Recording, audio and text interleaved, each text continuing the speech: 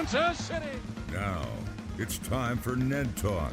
You know you're in trouble weather-wise when Ned Reynolds arrives at the studio with his own bucket of ice melts. How are you, Ned?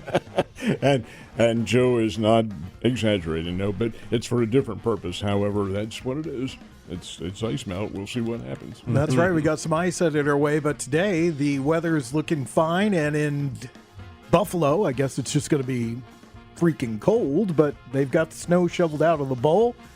And we're ready for some football this afternoon. Divisional round of the playoffs. Chiefs and the Buffalo Bills this afternoon right here on 104.7 The Cave. We're the lead-in to the lead-in. It's Ned Talk, your local live sports talk show. I'm Joe Westen.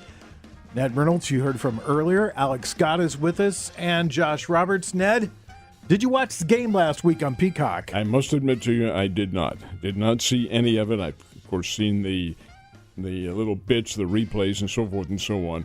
But it was because I had another engagement that I was involved in. But the fact is that Kansas City, I'm told, and Mike the intern has told me this, played the most complete game he has seen them play all year long. And considering the really, really terrible weather conditions, not snow and rain or whatever, it was just so blasted cold that indeed the fact that Kansas City was able to take that and make a wonderful, full, complete game out of it, I think is very much exemplary of what they're capable of doing. 15 people hospitalized after that game because of the conditions there. Silly people. Did you see the numbers this week? What were the numbers like? In terms of the crowd itself? No, for Peacock. The rating? Oh, the rate. Yes, I have seen them. Now, it was keep in mind, excuse me, this is NBC trumpeting exactly what they have done. They alleged that 23 million folks watched it. Now, that is compromised because what they don't tell you is that the free telecasts in Kansas City and Miami were factored into that rating. So that's probably, I'm going to say, several million less. I would say judging by that, 17 or 18 million probably tuned in to watch it on the straight Peacock system as a marketed circumstance. But in terms of the actual number, I don't believe that at all. I think they hyped it, and I will be very surprised if that were the case. It is a streamed event, the very first streamed ever postseason football game. Do I like it? No, I do not. But it is also the way things are going. It's the way it's going to eventually be. Not right away, don't get me wrong. It'll probably be another 5, 6, 7 years. But eventually everything's going to be streamed. We'll just skip Alec for just a second and go to Josh right away and talk to him because he's the only one out of the four of us that actually you went over to somebody's house that had Peacock and you watched it there. I listened to it. I listened to it right here on 104.7 The Cave with Mitch Holtis and Danian Hughes. What did you see? What, as far as the Chiefs and the game itself? Oh, the Chiefs looked solid. They ran the ball well. The weather did not affect them as far as holding on to the ball or throwing the ball, which those are the things that I always think of when it's that cold. The ball is going to be so frozen and so solid. It's going to be hard to hold on to it. It's going to be hard to throw it accurately. They did a great job of both, and their defense, like always, was stellar. So they played. I agree with Mike. They played the most complete game that I've seen them play all season. They looked like the Chiefs that we've rooted for that have won the Super Bowl a couple of times, and that was exciting to me because in all facets of their game, they did a great job. And my understanding is that game, the only real kind of downside was there was one play where Tyreek Hill really got behind the defense, and that was one slip up through the entire game. Otherwise, it was Chiefs from start to finish. Yeah, they contained him very well. He had the one big touchdown play, which, come on, the guy is really fast and really good, and that is a good team, the Dolphins. So they got that one, but then the Chiefs shut him down after that. They didn't really do much after that. He dropped quite a few passes in that game too, didn't he? I think so, yeah. I think the weather affected the Dolphins a lot more noticeably than it did the Chiefs. It seemed, anyway. Well, we turn our attention to the game today where they take on the Buffalo Bills, and I think if you have one thing that really plays in the Chiefs' favor, and I'll get to Alec with this, and that is that Buffalo's pretty banged up coming into this game. Yeah, they had a few guys go down last week. They've already been missing their all-pro middle linebacker, Matt Milano, for most of the year, and his replacement was carted off in last week's game against Pittsburgh, not expected to go today. And I have not seen if Gabe Davis is supposed to be back in yet. I don't know if they've made an announcement there, so that leaves them shorthanded, a big receiver. But, in Buffalo, the letter at the beginning of the sentence to the period at the end, it's all Josh Allen. That team, more than maybe any other in the league, is built around one man, and that one man is capable of carrying that team very far. I think and when he's at his best, you can argue there's no one doing it better when he's going, but he also can flip that switch. And as to Jekyll, there's Hyde. And then some weeks he comes out and he is absolutely a turnover machine. Right. So I think we'll be able to see early what kind of Josh Allen we have tonight. And that's going to be the determining factor of this game, I think. Ned, cast your mind back. I know that's difficult for you, but cast your mind back to a few weeks ago. I beg your pardon. Well, you always tell me you can't remember anything, so let's just cast your mind back. So you've already forgotten that I said that. Cast your mind back to a few weeks ago when the Chiefs played Buffalo Bills. The Chiefs didn't play their best game. Still a close game, though. And there were individuals who were not playing for the Chiefs, and like Isaiah Pacheco, who will be in the lineup today. And there were other factors involved. It was 20-17 win for Buffalo in that game. And interestingly enough, when the Bills and Chiefs have played during the regular season, Buffalo has the advantage. But in the postseason, it's the Chiefs. But then again, all those postseason games were in Kansas City, and today's is in Buffalo. I'm of the opinion that in postseason play, you're vying for home field advantage. But is it really that much of an advantage? When you're getting out there and playing football, knocking heads and so forth and so on, it's the best team that's going to win.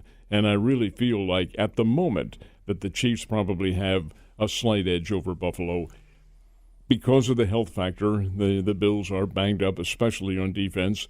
But like Alec just pointed out, they do have the catalyst, and Josh Allen is that catalyst, and they have a running game. James Cook can run very well. They're a good team, folks. Don't misunderstand. They can play.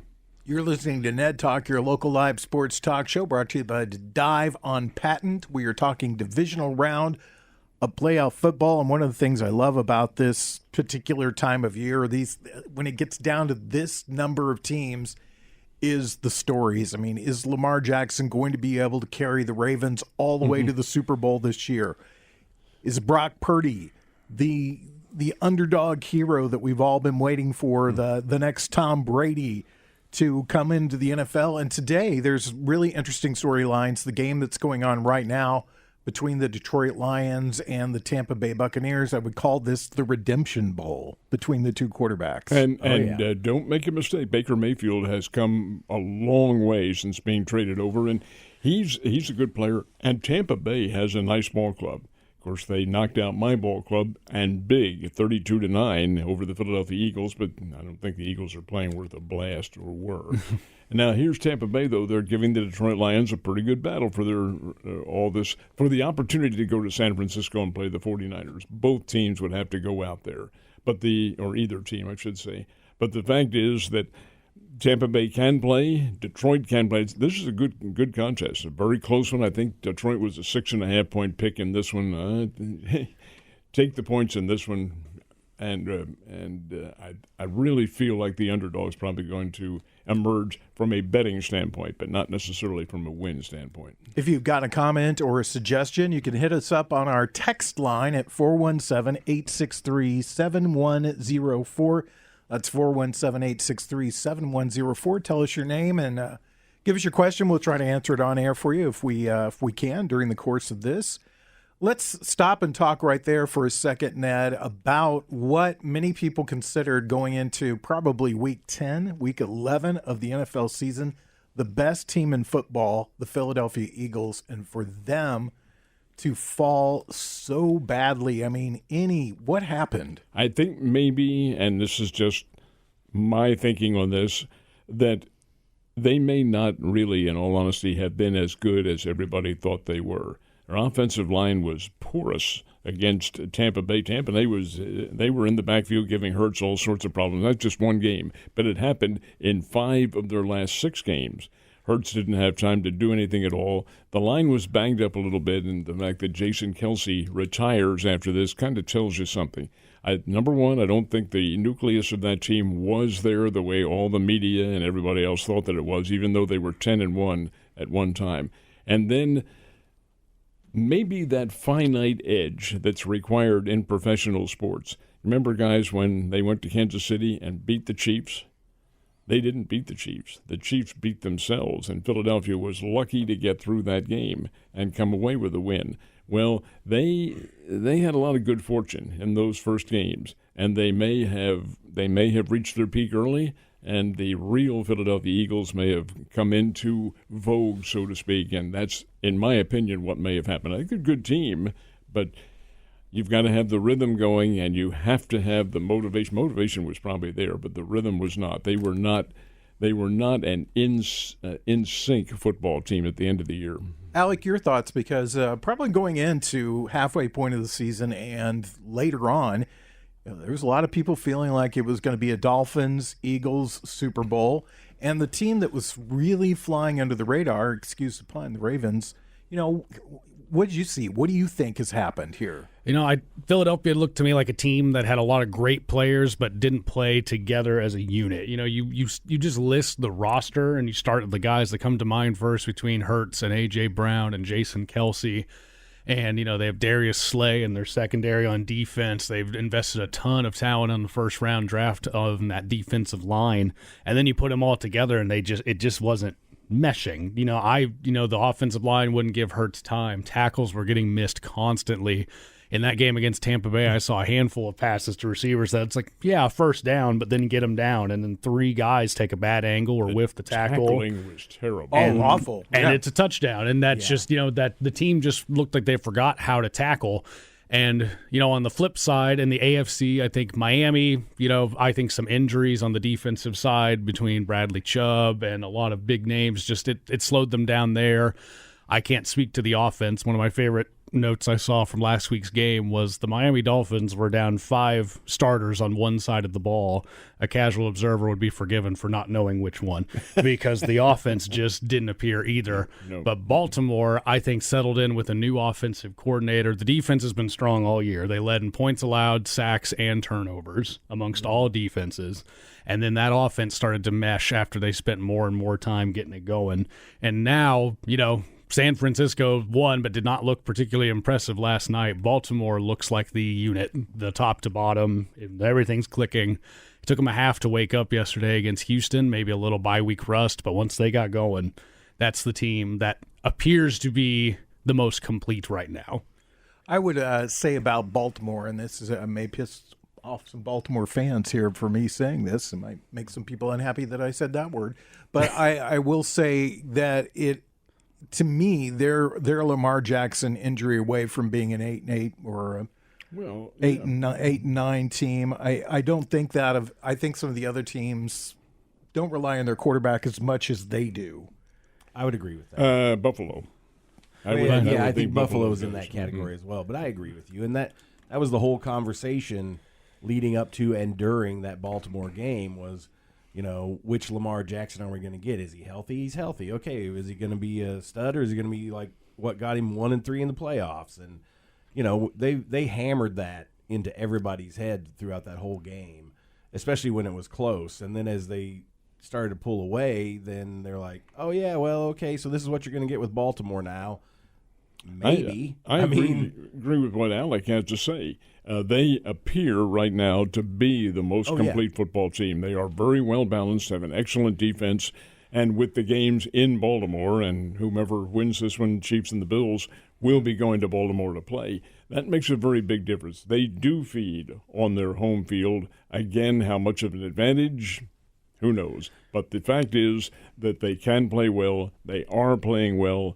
And I think the Ravens have arguably the best in the NFL. And I think you saw what the home crowd can account for yesterday. I counted, in that first quarter, there were at least 3 false starts and a delay of game on Houston. Yeah. And it was all the crowd. And you saw the linemen pointing to their ears. I can't hear the snap count. And then the crowd in Baltimore is underrated. Arrowhead deservedly gets all the attention because it is the loudest.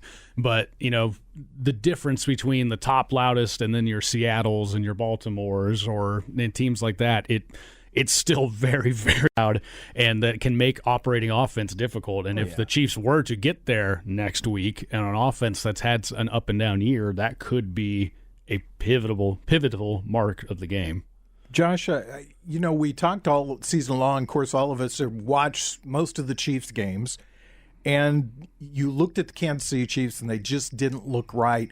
The funny thing to me, though, was when I watched the Dolphins play and I watched the Eagles play, I felt the exact same way. Yeah. Like you could just switch uniforms. And it was we're seeing exactly the same thing. The star quarterback didn't look as good as what everybody thought that he should look. I saw Jalen Hurts miss a lot of passes. I saw Tua miss a lot of passes, too. What do you think? What's your thoughts? Why did this happen? Well, so we talk all the time because the quarterback is the focus of the offense, and we talk about the accolades that these quarterbacks get. But if there is an offensive lineman that's playing hurt, like if he's got a hurt knee and he's got a brace on and he's trying to fight through it, or he's got a bad ankle or a bad shoulder, then the talented defensive ends and the talented defensive linemen are going to get to that guy at times more often than they would otherwise. So you could have the best offensive line going into a game, but if a couple of those guys are banged up, the defense is going to get pressure that they wouldn't normally get. And I think that's part of what happened with Miami and with the Eagles is the war of attrition. Because as this season wears on, we talk about that all the time too, these guys are playing through injury because they have to.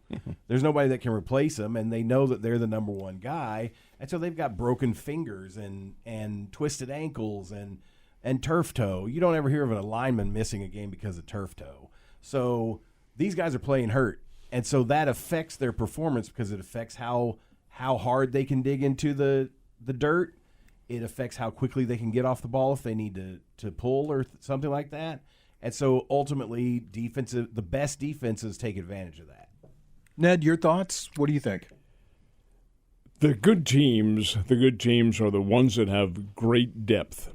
Yes. That's what you recruit for. That's what you sign individuals for. And your top 47, and I think that's what they dress. It may be 50 that they dress for a game. 53 is the roster 53, size. Not the max, 53. Mm-hmm. You're going to have all good players out there. You're right about the line. I think the casual fan, they have this misconception that all linemen are created equal. Right. And because they're all big and weigh 300 pounds and all that, that ain't the case. You have good players and you have not so good players. Oh, yeah. But this is the NFL, and you have all-star players from college at every level. Even the poorest of teams have these all-star players. That's why they say on any given Sunday and all that sort of thing. It is true because it's a type of game, a game of contact and a game of concussion. I don't mean that in a cranial sense, but the fact is that it is very hard to be able to maintain full health as the whole season goes on. That's why you recruit for depth and you sign for depth. And you have look at Houston, former Kansas City Chiefs lineman, defensive player, playing for Miami last week. My gosh, he's been on the couch for several years now, but still a very capable football player. Something we talked about last week, and I wanted to touch on this really quickly because it really honestly is a non-story. But I thought it was kind of funny because we chatted in here about could you see Eric Bieniemy come back to the Kansas City Chiefs? They tried to bring him back this week. Oh, wow. Yeah. What'd What'd you think of that? Hey, when you take a look at how they played this year and what their record is, what is the catalyst, the overwhelming catalyst? And that is the fact that Bieniemy's not there. So do you bring him back? Well, maybe you try, but is he going to be interviewed for a head job? He hasn't yet been, but you never can tell. I think Bieniemy has wonderful coaching expertise. Is it enough to make a difference with what they had? I don't know. but the Chiefs seem to think that they do. Yeah, I honestly feel like that's wishful thinking and putting too much on one guy, because I really do think that they just not as strong a team on the wide receiving core. I mean, that's where they're at. It's taken this point in the season for Rice to kind of establish himself. I still don't know if he's the number one, we're scared of you sort of guy, but he can get things done. I think McCole Hardman being there has helped out because he gives a different look. We've had a couple of Marquez Valdez-Scantling sightings, a guy who's been completely a non-factor this year. I mean, wow, what a catch. What a catch from Evans. Sorry, that I just looked up and saw that as Tampa Bay looks like they're about to tie Detroit going into halftime, but what a catch. Anyway, I don't think I think it's really the receiving core that's been the big problem this year. Juju Smith-Schuster leaving the team and just some other things that have happened. I completely agree. When we come back, we'll talk about the rest of the playoff picture. It's Ned Talk on 104.7 The Cave.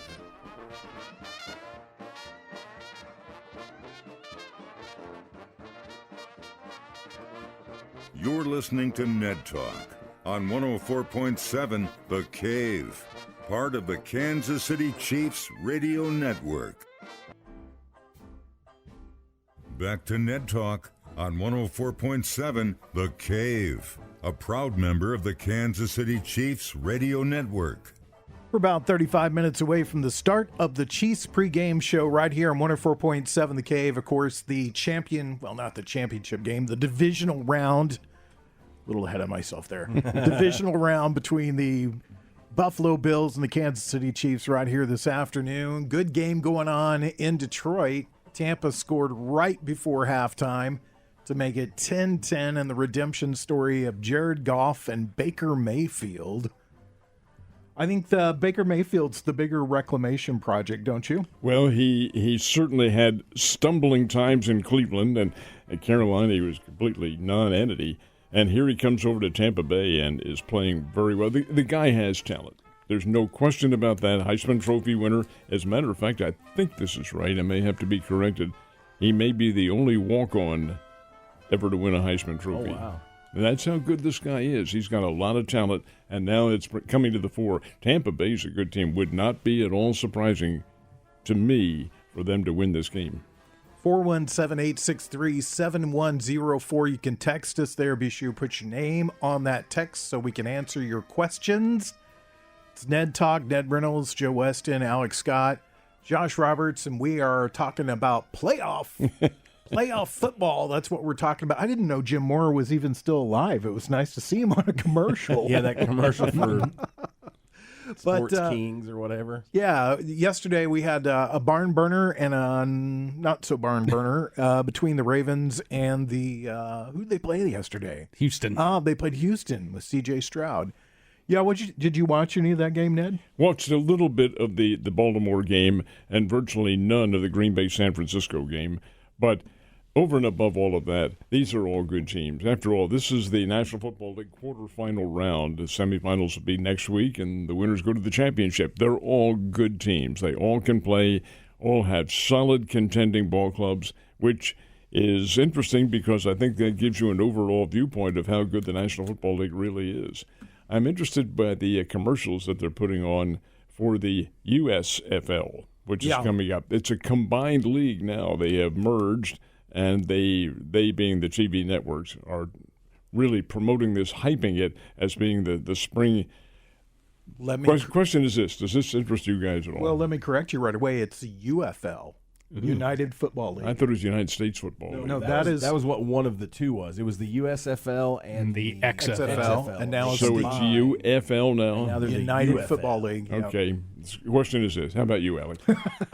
USFL or UFL? No, not especially. I like that it exists. I think the idea of something existing in between the high-level NCAA football and NFL is good. You will see guys make these teams, make a splash, maybe keep developing, and then they're going to make an NFL roster. Kevontae Turpin on Dallas was an MVP of one of those spring leagues, and now he's a excellent return man and occasional offensive weapon on an NFL squad. So I think that's a good thing. But, I don't have an infinite appetite for any of these sports. Once the first Sunday without football, I'm usually not upset about it. I'm usually like, look at the time I have today. I don't have to track the football game. Eventually I'll miss it. It's the same with baseball. It's the same with hockey, basketball, everything. Eventually you need a little breather. So I won't be watching football in the spring. That's when I'll be most excited for Cardinals baseball coming back on, or hockey postseason getting closer, or March Madness. There's always sports on, and there's always going to be something ahead of spring football for me. How about you, Josh? I pretty much agree with that. I mean, I watched more of the USFL than I thought I would this past season, just because I was flipping through the channels and it was on. But I don't know that I'll watch any more of it now that it's a United Football League. I think they're pushing it pretty hard. They've got a lot of advertising money behind it, so they're going to keep pushing it. But there's a lot of competition, like Alec is saying, at that time of the year with all kinds of sports, because basketball's still going, hockey's still going, baseball's about to start. So yeah, it's going to be tough for them to carve out a niche in that market, I think. I have already purchased my Washington Generals jersey to wear. Yeah, good for you, Yeah, Joe. I'm Super fan. I'm going to try to go to as many games as I possibly can, travel around the country, check out the arenas, watch, just be excited. That's my favorite player. No, I'm. You know how I feel about this, Ned. I'm interested in niche sports. I kind of like it, so I'm going to watch it. I'm going to watch a little bit of it. Well, my opinion doesn't count because I'm an old man and I'm a traditionalist. I can't wait for the baseball season after the football has ended. Right. And let's see, this is the Super Bowl the 13th, 12th or 13th? 11th. 11th, okay. Yeah. As soon as the 11th arrives and the winner is crowned, bring on spring training. Yeah, we're 3 weeks away from the pitchers and catchers reporting. I know some teams, like my own New York Yankees, the Pinstripes, they're already working out. Good. So getting ready for the season. So did you watch the game last night? You said you didn't watch much of the game last night. Alec, did you watch any of that game? So I watched a lot of the Houston and Baltimore game. I had to step away before I came back. I caught the end of 49ers and Packers, but I was following it. Baltimore, it took them a half to shake off the rust, I felt. It was 10-10 at halftime. It ended up being 34-10. The only touchdown the Texans mustered was on a punt return, so the defense for Baltimore was strong all the way through. And I said earlier, that's the secret ingredient between, especially if they were to play Kansas City, would be that defensive matchup, because Baltimore's defense is no joke. They're strong at every level. They've got arguably the best inside linebacker combo in Patrick Queen and Roquan Smith. Kyle Hamilton's an all-pro safety, only in his second year, so they look strong. Future problem, though. Let me ask you this, though. When you watched that game, were you a little surprised that Houston didn't put a spy? There were a few moments where it just seemed like every third down, Lamar was running for a first down, and you could see the idea was to rush 4, maybe 5 guys, but keep the rush lanes, keep them in the pocket. But that just, I feel like all the conventional rules about keeping a quarterback in the pocket almost go out the window with Lamar Jackson, because there just is not anybody else like him. As great as Chiefs Nation is, as great as they're used to seeing Patrick Mahomes be with avoiding pressure and just getting to the right place at the right time, and he is sensational at it. When Lamar gets moving, there's nothing like it. Mm-mm. And it was some. Eventually I felt Houston started to adjust, but it turned into a danged if you do, danged if you don't. If they spied him, okay, they were hitting it to a quick receiver. If they blitzed, he got the ball out fast. If they didn't blitz, he stood in the pocket forever and found a guy. So they're really, really well balanced. And I think either of these teams tonight is going to have a hard time going into Baltimore and winning if that same Ravens team shows up next week. What you're seeing, though, Josh, is a lot of really good offensive line play. One of the things that really struck me when I watched the highlights of last night's game was Brock Purdy stood up straight and threw footballs. And that's really important for the quarterback, to have enough time to be able to stand up, survey the field, and make a play. Oh, yeah, and you're exactly right. His pocket was protected most of the night. They got a couple of sacks on him late, I think, in the second half that put them in the position to where Green Bay could have won that game and should have won that game. But ultimately, I mean, I'll be honest with you. I watched all of both of those games, and Baltimore looked nearly unstoppable, and the 49ers looked very beatable because they played decent, but the Packers pretty much shut down McCaffrey until late in the second half when he got that big run.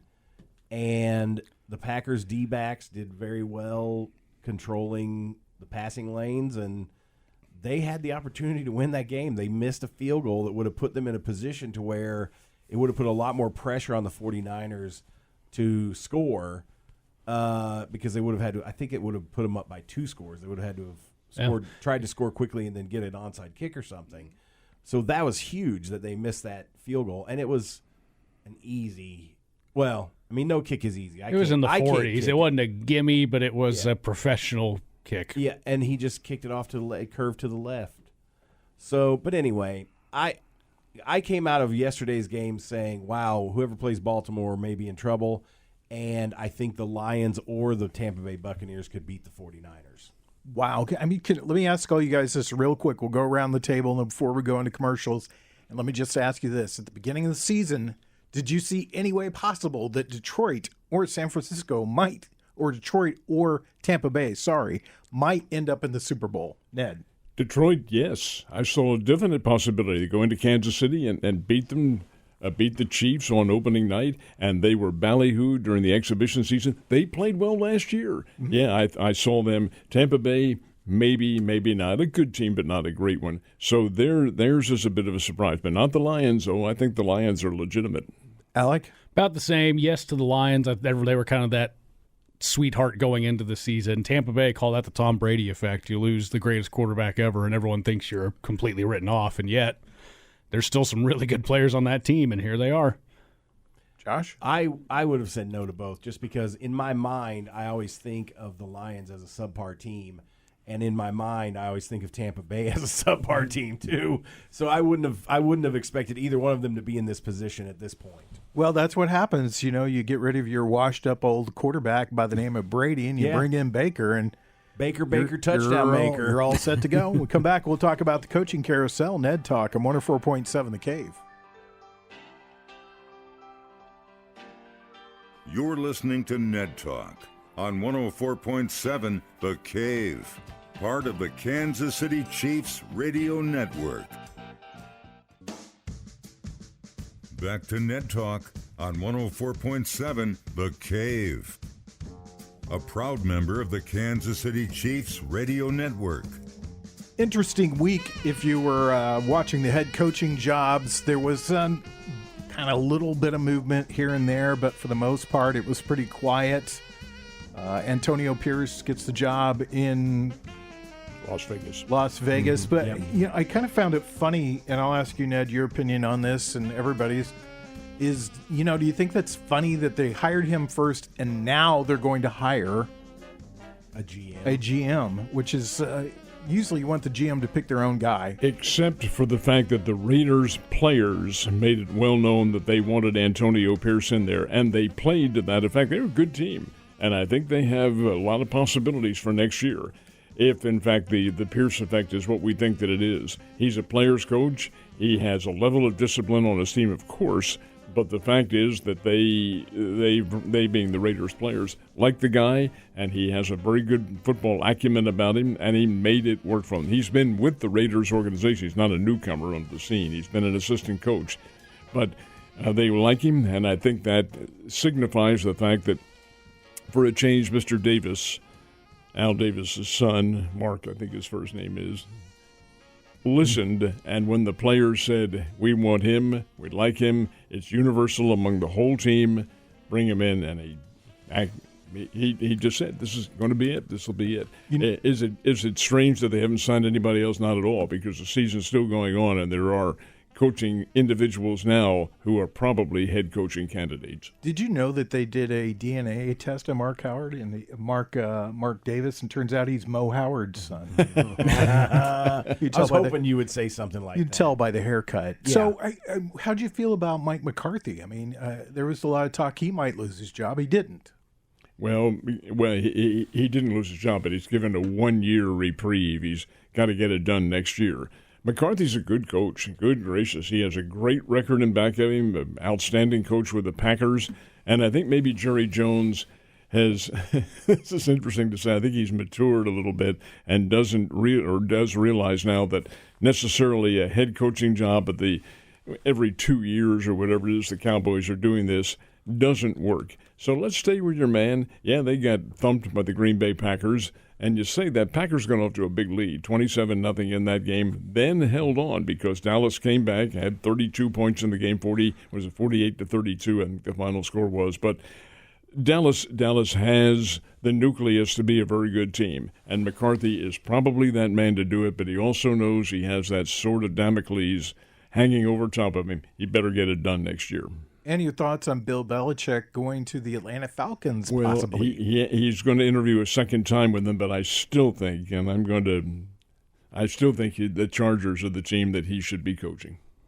Why do you think that? Because of the style that he plays, the fact that he is very good at being able to control the quarterback, like we did with Tom Brady all those years. And now he has Justin Herbert in Los Angeles. I just think that would be a perfect fit for him. Maybe not. Maybe it doesn't work out. But Atlanta just is not a glamour team the way the Chargers could be in Los Angeles. I think that's where he belongs. Alec, your team, I don't think they're going to make a change, but I thought it was kind of interesting that when Mike Tomlin was asked about his future with Pittsburgh, he just got up and walked out of the room. Yeah, and I think that was just a byproduct of they had just been eliminated from the postseason. You know, he obviously not in the best of moods. He was there to talk about that game. He didn't want to address anything about what was going to be coming down the pipeline.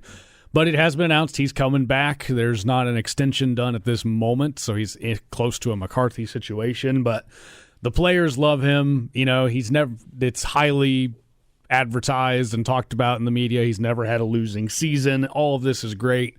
Pittsburgh hasn't won a playoff game since 2016, so if Tomlin stays, I don't necessarily disagree with that decision, but everything else around it needs to change.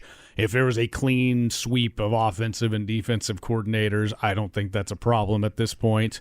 They have hovered around since the 7 seed has been a thing in this postseason format. Pittsburgh's been it twice. So they've either missed the playoffs or been the 7 seed. So they have stayed at barely a playoff team, and they haven't gotten any better or worse in years. So I'll be happy that Tomlin's back because he'd be unemployed for 5 seconds if we let him go. I don't think we could find somebody better, but boy, they need to bring in somebody else from outside the building in the OC job to help out because that's been a problem for years. Is this Jim Harbaugh thing, Josh, a non-story, or is it a story? About to fall asleep on me on that one? No, I hate Jim Harbaugh. Alabama lost to Jim Harbaugh. No, Jim Harbaugh is a cheater. Jim Harbaugh is a cheater. He doesn't deserve to have a job at all, in my opinion. So, I think there's probably some validity to the story because I'm sure that he wants to jump ship from Michigan before they get sanctions for all of his cheating, just like Pete Carroll did with USC. He jumped ship to the NFL right as USC got slammed with all those sanctions. So, I wouldn't be surprised if he ends up in the NFL again, but I don't care. Where at, though? I mean,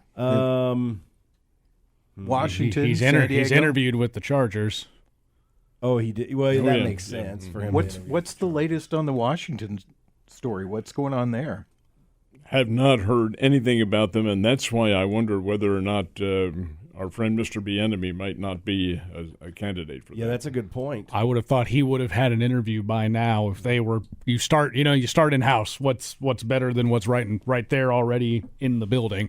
And if they haven't given him an interview yet, I wouldn't think they will. They're probably just waiting to see if the new head coach wants to fire him or not. It could be, but do you remember, Alec, that early in the training camp season, there was a story that emerged about the Washington players going to Ron Rivera and saying, hey, this new guy you brought in here from he's too tough. Oh, yeah. There's the story right there. Too tough. Well, look what he did in Kansas City by being too tough. That's how you have to play this game. You've got to have that. That's why Washington hasn't won, because they haven't had that kind of winning discipline that Bieniemy could bring them. He may not be the nicest guy, and I don't know the man at all, but that doesn't make any difference. If you have proven yourself, you bring him on. I bet they do give him an interview. Well, I think it's kind of interesting that they've not named a head coach. They haven't been on anybody's radar for interview processes. But the Chiefs did reach out to them and say, "Can we talk to Eric Bieniemy to bring him over as a consultant for the playoff run?" And they said no. They blocked that right away. So I think that's very interesting, but I'm not sure what to make of it because it seems almost counterintuitive, wouldn't you think? That if Bieniemy was the guy and they knew it, they could probably just hire him right away. Sure. That's what I would think. Who knows? These are there's just no way of being able to, since our minds are not there and we don't have any input into what goes on with the Washington organization, it's just impossible to say. But when they had made a definitive no, that tells you something. Yeah. Yep, exactly. When we come back, we'll have our picks for the games that's going on right now. Detroit and Tampa Bay tied at 10 in the third quarter, about 10:18 left in that one. And we'll have our pick for the Buffalo Chiefs game coming up right here on 104.7 The Cave, your home for the Kansas City Chiefs. You're listening to Ned Talk. You're listening to Ned Talk on 104.7 The Cave, part of the Kansas City Chiefs radio network. Back to Ned Talk on 104.7 The Cave, a proud member of the Kansas City Chiefs radio network. Wow, this is one of the most ridiculous sports stats bumps I've ever seen. They had the whatever player, Aiden Hutchinson, dressed as Wolverine. he went to Michigan. He is a Wolverine. I He's know, a but it just Wolverine. looks stupid. No, they're I think Fox has the worst, but NBC's not far behind. CBS just keeps it classy, don't they? Keep it classy. They keep it ESPN classy. might have my favorite. They're always really weirdly 3D animated, and it's always goofy stuff. Yesterday, Lamar was on a fishing boat. Oh, I hate Oh, to, yeah, I saw To those. show that Julio Jones used to dominate Tampa Bay, they had him come out of the ocean like Godzilla with a bunch of pirate ships. Why do we need that? Why do we need that? Bread and circuses. Fox does a lot of crowd shots too, and I hate those. I mean, I want to see football. I want I to want to see. see Taylor Swift and I want to see football. Yeah, pretty much. That's it. That's what I want to see. I want to talk about her jacket. Say it isn't so, please. No, Ned, it is so. It is very Ned, much she's so. having a great time being a Chiefs fan, and we should applaud it. Yeah, we are. When the season ends, will she be a Chiefs fan? Oh, of course. Let's hope so. Let's hope so. I'm rooting for those kids, aren't you? Yeah, I'm rooting for them. Okay, what's your prediction? Taylor and Travis stay together? Yes or no, Ned? Oh, for heaven's sake. Come on, Ned. I'm one of those staid, old, thin-skinned males who say, hey, let's play football. Come on. In the ball game itself coming up, I think That's the not Chiefs what I asked. Well, what did you just ask? If Travis and I just answered Taylor's- it. Who the hell cares? He says I want yes. a football game. He says yes. We'll take that as a yes.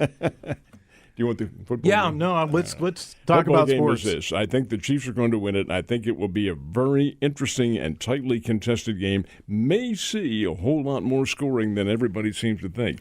I'm going to pick Kansas City to win this one by a 30 to 24 margin. I think the Chiefs will be able to hold off the Buffalo offense and maybe put some pressure on Mr. Allen and make him perhaps do some ad-libbing in the backfield, because I think Kansas City is going to do their defensive front four, and the blitzing that they have has been very effective in recent late-season games. I like the Chiefs to win. I think the Chiefs are a slightly better team, even on the road, and Patrick Mahomes will have his usual big day. 30-24 Chiefs.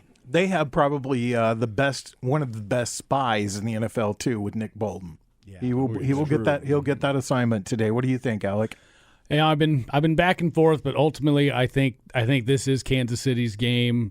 Buffalo, I think, finally getting a crack at this matchup at home in the postseason. I know they want it real bad, but I think it's going to be too much for Josh Allen to do against a very good Kansas City Chiefs defense. So I think they'll force some mistakes out of him. And I think the Chiefs offense finds enough, but these teams have played surprisingly low-scoring games, so I'm going to go with Kansas City 24, Buffalo 17. What do you think, Josh? Well, I think, the exciting thing about Josh Allen is also the detriment of Josh Allen. He's our new gunslinger in the NFL, because if he's on, he throws for 3 or 4 touchdowns. If he's off, he throws for 3 interceptions. So I'm hoping that the Chiefs get enough pressure on him to cause the bad Josh Allen to come out, and he makes some mistakes and throws some picks. It's very possible, because that Chiefs defense looked great last week. I think Chiefs are going to win. I think it'll be maybe like 31-28. It's going to be a close one. Yeah, Ruby picks close game. I'm not picking a close game, but I'm typically wrong in all these, like by a long shot. I'm really, really wrong, but I'm going to say 35-17 Chiefs. I say that they dominate from start to finish. The reason why I say that is that the Bills are really banged up on the defensive side of the ball. They lost some guys in their secondary, so I think that plays into the Chiefs' favor today, and I think that that's going to put a lot of pressure on Josh Allen to come out and do something. And I think he is the type of guy, and Alec kind of alluded to this, that he's the type of guy that doesn't always rise to the occasion. He kind of lowers himself down to a new depth. So that's my pick. We've all gone with the Chiefs today, and we don't know when we'll be on next week. If the Chiefs win, of course, we'll be on sometime Sunday. If the Chiefs lose, we'll be on at noon on Sunday, which is our regular starting time. We got our fingers crossed that they'll win the game, so we can be here in the studio hanging out, talking about sports. So, Ned, be careful while you're out there. Watch out for that ice. Alec, I'll see you tomorrow. Josh, I'll see you next week. Yes, sir. I want to say thanks to Corbin Campbell, our mad scientist engineer, Mike the intern, our general manager, Brian Tyndall, and Nick Fury, who'll take you through the game next. Get set. Chiefs and Bills right here on 104.7 The Cave.